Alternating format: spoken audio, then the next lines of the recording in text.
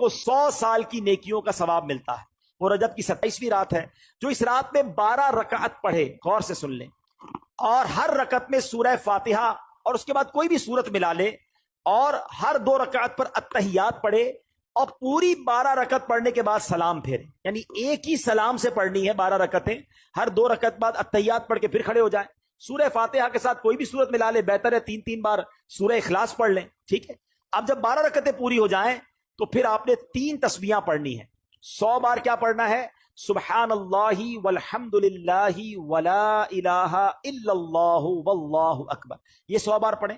پھر 100 بار استغفار پڑھ لیں. استغفر اللہ ربی من کل ذنب واتوب الیہ، یہ پڑھ لیں.